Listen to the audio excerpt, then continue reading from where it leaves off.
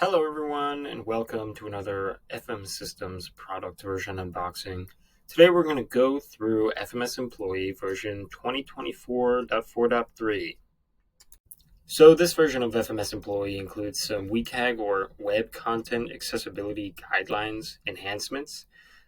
These are some things that will help you navigate the site with a keyboard or a screen reader. One of the WCAG enhancements enables keyboard navigation for the Show Full Day button. You can tap to this button, hit the Enter key to toggle between the business hours or the full day hours in the schedule view.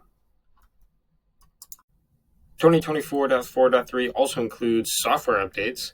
There's some updates to RS Web, the Find a Room plugin, the API, Map View, and the visitors portion. One of those updates is an update to service orders. You can see in the video here, instead of entering the billing information manually, you now have the ability to fill those fields with user account data that's stored in the system. So you can click on that Find button on the right-hand side and pick a user, and it'll fill the billing information fields automatically.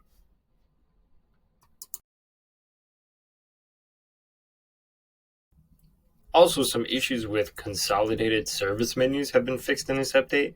So you can once again utilize these to give a briefer overview of your service menu. And the last update we're going to cover is to Map View. Now in Map View, if you favorite a child map, Map View will redirect you to that map when you log in. This wasn't the case previously. Actually, if you favorited a child map, when you logged into Map View, you would be sent to that child map's parent map instead. But that's been changed, so now when you log in, you'll be sent right to your favorite, no matter what map you favorite. That's all for today. Thanks for watching, everyone. For more information, please reach out to AMS, FM Systems, or your business partner.